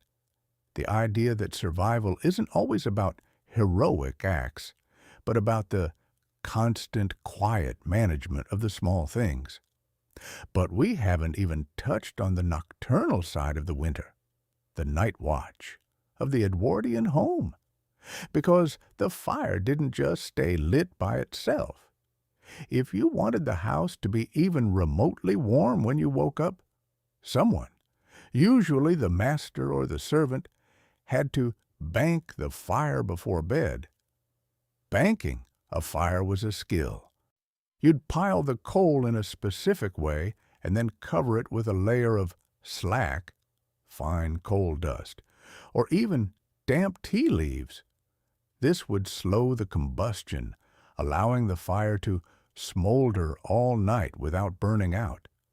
If you did it right, you'd have a core of red-hot embers in the morning that could be poked back into life in seconds. If you did it wrong, you'd wake up to a dead grate and a house that felt like a tomb. This nocturnal struggle also involved the bed warmer and the nightlight. Most people didn't leave a gas light burning all night. It was too expensive and too dangerous. Instead, they had nightlights, small squat candles in a glass dish of water. They gave off a tiny, the flickering glow that was just enough to see the way to the chamber pot, since the indoor toilet was often down a freezing hallway or even outside. The chamber pot is another one of those boring details that we tend to skip over, but in the winter it was a vital piece of survival equipment. The thought of leaving a warm bed to trek through a cold house to use the necessary was enough to make anyone appreciate the humble ceramic pot under the bed. And then there was the condensation on the windows. In an Edwardian winter, the inside of the window panes would often be covered in a thick layer of frost, ice flowers, because the humidity from the people and the cooking would freeze against the single-pane glass. Children would draw in the frost with their fingers, a fleeting bit of winter art. But for the adults, that frost was a sign of the encroaching cold. They would use window boards, heavy wooden shutters, or even just planks of wood to provide an extra layer of insulation against the glass. It's these layers of defense, the flannel, the slack, the dubbing, the potted meat, that really define the era. It was a layered life. And as we move into the next section, we're going to look at the end of the winter, the transition from the long dark into the spring cleaning. Because spring cleaning wasn't just a tradition, it was a decontamination process. It was the moment when you finally purged the house of the soot, the damp, and the stagnant air of the winter months. It was a massive week-long labor of resetting the home for the new year. But before we get to the spring, we have to survive the great freeze of February.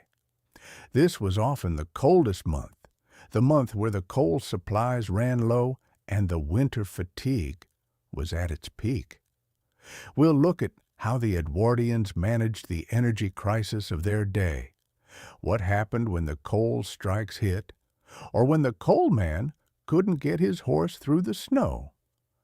We'll look at the alternative fuels they used, briquettes made of sawdust and tar, or the coke that was a byproduct of the gas-making process. We'll also look at the garret and the cellar, the hidden spaces of the Edwardian house, and how they functioned in the cold.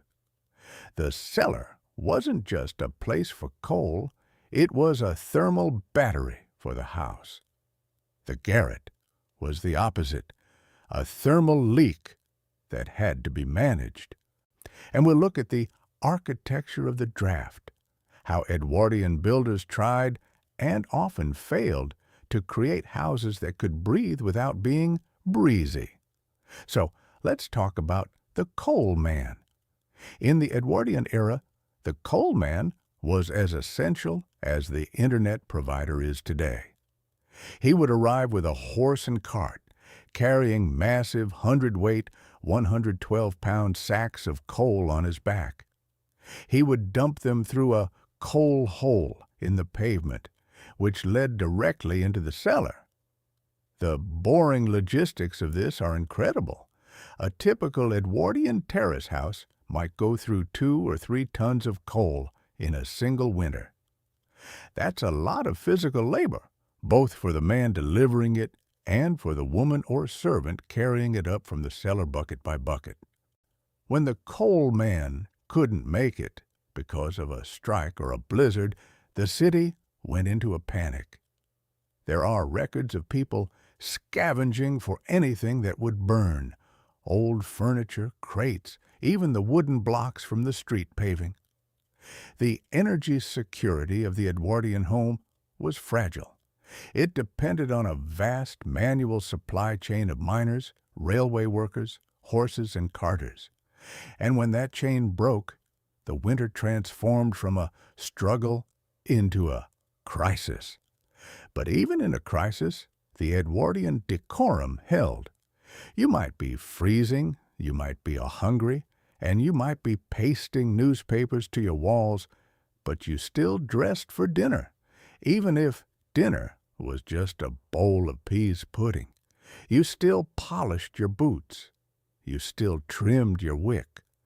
There was a sense that maintaining the routine was a way of maintaining your civilization against the brute forces of nature. The boring habits were the anchor that kept you from drifting into despair. And that's the real boring secret of the Edwardian winter. It wasn't the heroic battles against the frost that matter. It was the relentless consistency of the daily chores. It was the habit of warmth. It was the knowledge of the draft and the damp. It was the wisdom of the red flannel and the sweat. It was a world where survival was a series of small mechanical victories. As we look at the infrastructure of the street, we see this same mechanical approach. The gas lamplighter would go around at dusk with his long pole, hooking the valve and lighting the mantle. In the winter, he had to be careful that the moisture in the pipes didn't freeze, which could blow out the lights or cause an explosion. He was a thermal engineer of the streetscape, ensuring that the dark didn't become absolute. The street cleaners were also winter warriors. They had to clear the slop, a mix of melting snow, horse manure, and coal soot that would otherwise turn into a greasy ice. This slop was the bane of the Edwardian pedestrian. If it got on your clothes, it would leave a permanent tide mark of salt and oil. This is why skirt protectors, small lead weights or brush braids sewn into the hem of a dress, were so important. They kept the fabric from flipping into the mud and provided a sacrificial edge that could be replaced when it got too filthy. This sacrificial approach to the winter, the idea that you had to give up certain things to the elements to keep the rest safe, is a very Edwardian concept. You sacrifice the parlor's cleanliness to the soot to keep the family warm. You sacrifice the air quality to the gaslight to keep the darkness at bay. You sacrificed your comfort to the mustard plaster to keep your lungs clear. It was a transactional relationship with the season. So, let's dive into the winter laundry one more time, because there's a specific chemical detail I missed. The blue bag, if you look at old laundry receipts, you'll always see Reckitt's Blue. This was a small bag of ultramarine pigment that was added to the final rinse water. In the gray light of a winter kitchen, white linens often looked yellow or dingy. The bluing didn't actually clean them. It was an optical trick. The tiny amount of blue pigment would neutralize the yellow cast, making the laundry look whiter than white, even in the gloom. It was an aesthetic defense against the winter's tendency to turn everything brown. This obsession with whiteness and cleanliness in the face of the black coal smoke is one of the great tensions of the era. The more the winter tried to soil the home, the harder the Edwardians fought to bleach it. They used chloride of lime, bleach, and oxalic acid to scrub the whitened doorsteps, a tradition where the front step of a house was literally painted with a white donkey stone every morning. Even in a blizzard, you'd see women out there stoning their steps. It was a defiant act of domesticity, a way of saying to the winter, "You can bring the soot, but you won't bring the squalor." And what about the winter sleep? We've talked about the Arctic bedrooms, but there's a biological side to this. Because it was so cold and so dark, people actually slept differently in the winter. They went to bed earlier, often by 9 o'clock or 10 o'clock p.m., and they stayed in bed longer. There was a sense of hibernation to the Edwardian winter. The biological clock was much more aligned with the solar clock than ours is. This long sleep was a way for the body to conserve energy, to hunker down, and wait for the return of the light. But even sleep was a technical challenge. You had to worry about the head chill. This is why nightcaps for men and slumber caps for women were still common. Your head was the only part of you sticking out from under that mountain of blankets, and a lot of heat could escape through your scalp. The nightcap wasn't just a Dickensian leftover, it was a functional thermal hat. And for children, you had sleeping suits with feet in them, the ancestors of our onesies, to ensure that no matter how much they kicked in their sleep, they would stay sealed against the cold. As we move toward the transition into spring, the boring history of the winter starts to focus on replenishment. This was the time for cod liver oil and malt extract. The body was seen as depleted by the long struggle. There was a belief in building up the constitution. People would take blood purifiers, often containing sarsaparilla or sulfur, to clear out the heavy winter humors. It was a biological spring cleaning to match the domestic one. But we still have the late winter storms to deal with. The March winds were seen as particularly dangerous because they were deceptive. The sun might be out, but the wind was still cutting. This is when the chest protector was most important. You couldn't let down your guard just because the calendar said it was spring. The Edwardians were pessimists about the weather, and for good reason. They knew that a false spring could be followed by a killing frost that would burst the pipes you just thawed. So let's look at the mechanics of the spring transition. How did you reset a house that had been sealed for 4 months? It started with the chimney sweep. Before the fires could be let out, the chimneys had to be swept of the creosote and soot that had built up. This was a spectacularly messy process. A man with a series of jointed rods and a large brush would push his way up the flue, bringing down bushels of black dust. The room would be covered in dust sheets, but the fine soot would still get everywhere. Then came the wall washing. You didn't just paint a room in the Edwardian era, you washed the wallpaper with dough or stale bread. You'd take a handful of wallpaper cleaner, which was essentially a specialized dough, and rub it over the surface to lift the coal grease. It was a labor-intensive and boring task that could take days for a single room. But the result was a transformation. The dull yellow-gray room would suddenly pop back into its original colors. This cycle of accumulation and purge is the heartbeat of the Edwardian year. The winter was the accumulation, the soot, the damp, the fat, the isolation. The spring was the purge, and the bridge between them was the resilience of the people. They didn't just endure the winter, they processed it. They managed it. They engineered their way through it, one hot brick and one sweat pudding at a time.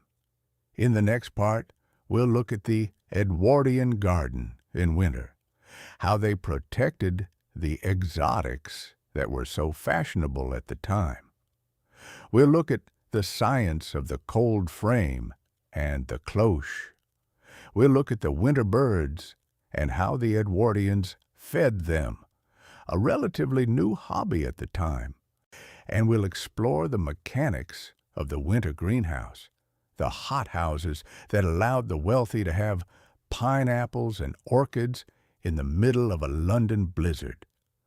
Because the Edwardian winter wasn't just about survival for the poor, it was about mastery for the rich.